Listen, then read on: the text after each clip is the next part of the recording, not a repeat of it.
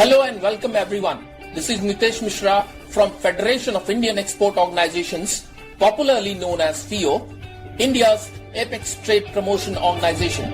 And you are listening to the Voice of Exports, India's first exclusive podcast for EXIM community. On this podcast, we bring top performers from the sector who not only inspire but also reinvigorate among you to become one of them. Welcome to another episode of Voice of Exports, India's first audio podcast on exports started by FIO for its member exporters. Today we have in our program Mr. Aakash Reddy Kotturi from Guntur, which is into various kinds of spices, to discuss with us his success story and the international market. Welcome, Mr. Aakash, to this program. Hello. Thank you for having me. Okay. To start with, can you introduce yourself and the company into which all products it deals with? So we are the Guntur Exports. It is a Hyderabad-based agri-export company. So coming about my company, it is a family heritage of over 30 years. It was started by my grandfather. He was a farmer. So he named the business as Kishore Agro Traders and later continued by my father. So our company mainly deals in Nizamabad turmeric and Guntur red chilli. So we are the producers and manufacturers. So we regularly, send our Nizamabad turmeric to Gujarat, Maharashtra, Odisha, Telangana, Karnataka, and various states in India. So and our Guntur red chilli goes to all over the south. So we have built all India network in domestic markets. So I was in United States, done with my MBA, and was working as a supply chain analyst in a reputed company. While working and gaining experience, I noticed one thing. So for 30 years, my family exported premium spices with no fancy branding, no social media, no digital strategy. Yeah. So just the quality and relation built over decades. And honestly, it worked. So, but the world has changed. Today's buyers Google you before they call you. They check your website before they request samples. And also they look at your LinkedIn before they trust you. That's right. So, then I decided to join my family business with one clear vision. Take everything my family has built and make it visible to the world. So I worked on the website, company, profile brochure, social media, everything, all that matters. So now we are called Guntur Exports. And then we have also added few products in our company like garlic and ginger to our own farmer network. Great. So we have set up the dehydrated manufacturing plant as well, especially dealing in garlic and ginger powders and also other dehydrated vegetables. We have also expanded our business into other products FMCG products, which we are currently exporting to African countries. Yeah. Okay. Thank you. Okay. Talking about the GI products, because you deal into Nizamabad turmeric and Guntur chili. Both these products are GI products. How do you see the markets for GI products across the globe? Okay, so the GI products is that has been a very important thing for us because it's okay. So it is the Guntur region has carries a major huge premium in the export market, and also the turmeric. Nizamabad turmeric has the high curcumin percentage content. So this has been for us. We demand and we also command in the international buyers because it is certified and a traceable origin. So we are fortunate to have this thing in our own region. So yeah.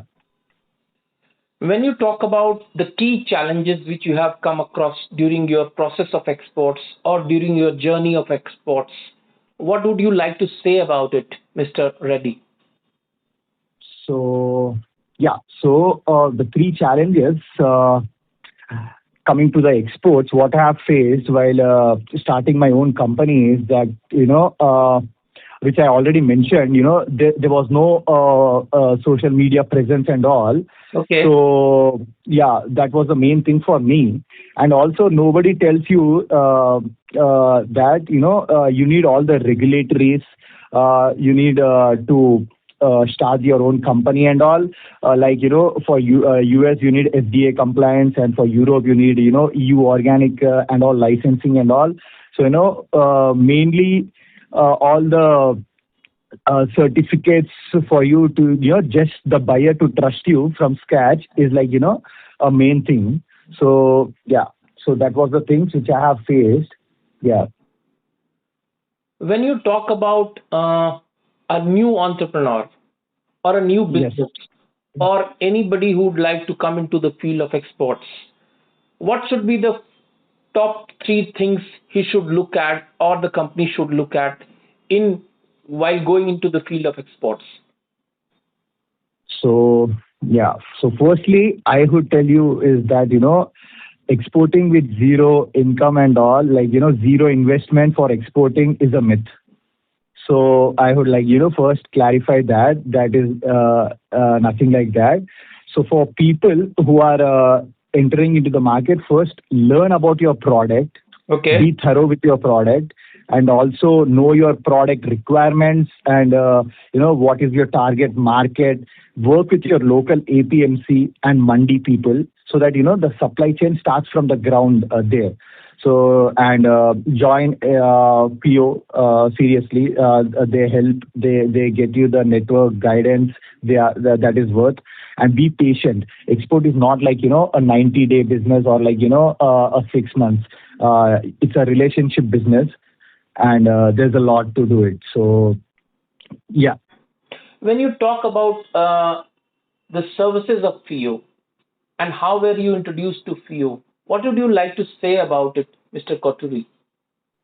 So yeah, so when I was going to export seriously, then I quickly realized that you need more than just a buyer. You need a proper ecosystem. Okay. So I came to FIO because of the credibility it brings. When an international buyer asks who supports your business in India, saying FIO matters more. It carries a huge real weight. Because it was set up by a Ministry of Commerce. So, FIO is also a knowledge resource. They have the trade data, policy updates, FTA guidance, what all matters. So, yeah, that helped me a lot for a serious exporter. A recent very important question which I would like to not miss on this occasion, Mr. Reddy, is that how do you see the current global trends which has come into the forefront now, as with regard to the tariff war, as with regard to the global supply chain disruptions, and the Gulf War which is going on between US, Israel, and Iran? Has it impacted your business or So, different sectors of exports?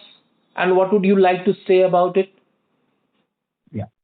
So, let me be honest. Exporting today is not same game it was 2 years ago. So, because of this, shipping time from India to Europe or USA has increased by, extra 10 to 15 days. Okay. Even freight costs doubled or else tripled at peak. I'll give you one of the example. One of our buyers from Dubai, he regularly imports pomegranate from us. So, before the freight charges was, only 2.5 lakh, 2 to 2.5 lakh. Okay. But currently, due to the war scenario and all, it went up to 8.5 to 9 lakhs, Okay. just because of the freight charges and all. Okay.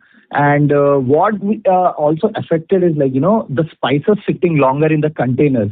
Once Okay. we have dispatched it from our own port, which is also a risk, right? Risk to the quality, moisture, and also shelf life.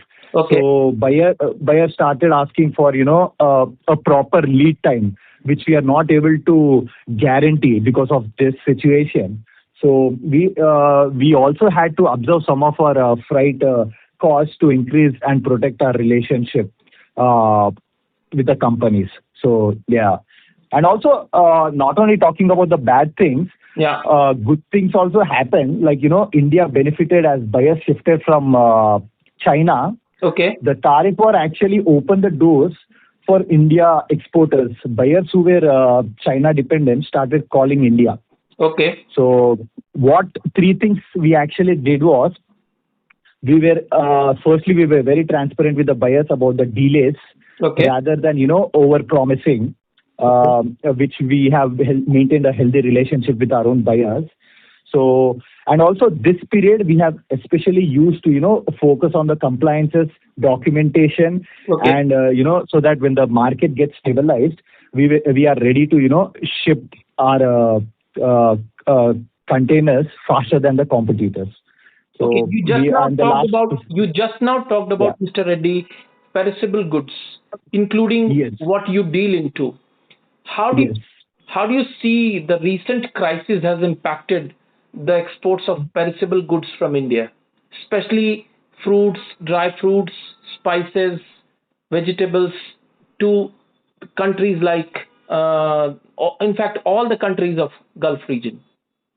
Yes. So it has, it has impacted very badly, because the perishable goods,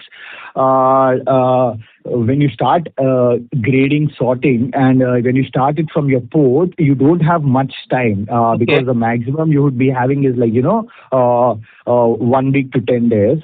And the shipment days for the Gulf countries be around like 5 to 6 days. That's the maximum days that is taking. So, you'll be only having next 1 week to, sell the goods or whatever the buyer has in his hand. So that has become a very complicated thing, because I've seen people who are directly dumping their own containers into the dump yard, or far into the sea and the coast near the Gulf countries, because it just got wasted because of the shelf life, because of this war and all. People have faced huge big losses. That is the reason right now people are not trying to export to the countries, because it's just like wasting your money. Until the such situation stabilizes, you got nothing to do. So you just have to wait and focus on your product and all. That is what we have done. The third thing which we have done is we have put our leg into import as well. So supplying the imported products into the local market, like dragon fruits, blueberries, and all. So, we are just also exploring, we are diversifying our business as well. Okay. So, yeah, we are taking everything into the consideration. Okay. When you talk about China plus one, you just now mentioned it while answering your question. How do you see it as an opportunity for India, and the current challenges which we have come across as with regard to the Gulf War? Do you see it as a challenge or an opportunity for India to explore and diversify their markets? Yes, definitely, definitely. It has been like you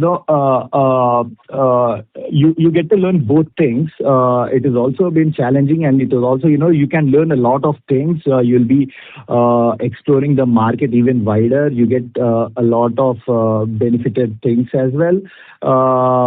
Just because of the whatever the wars have been going, people are taking India seriously regarding the exporting products and all. They are seeing what value the India holds, our product holds. So that has been definitely plus point for us. But again, coming to the shipment and all, people are getting scared, and they are not taking risk, because the product is getting wasted and just sitting in the container. Okay. It has its own side effects. The moisture and the shelf life, as we are talking about, is the perishable goods. So people are not taking much risk. But I would definitely tell you that for the next 5 years, Okay. it is India's movement in global agri export. So we have to show up ready. Yeah. One last question which I would not like to miss and get answer from your side is that India is signing a lot of FTAs. In recent times, we have signed almost 8 to 9 of them, and we Yes. are also expecting to sign few more in coming days, months, and years. So, how do you see FTAs, BTAs, and trade agreements doing for India in terms of international trade, especially exports?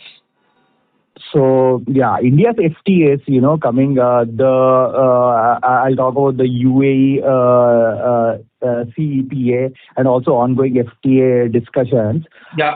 with the UK, EU, and also recently we had with New Zealand also. Yeah. So the lower the tariff means better margins for exporters, and also it has opened a huge doors for people like us. We need to be ready to scale when those doors open wider, because the supply chain resilience after the coming from the post COVID, global buyers want to diversify the supply chain, because we all know like what has hit us and all. So people are exploring, and also they are also diversifying the supply chain, because there won't be any problem for us. So India being a reliable and also the quality supplier is a massive selling point for us. As I told you, we have to not only compete on the prices alone, we have to compete with the quality, trust, and consistency. So that I would tell the major point would be.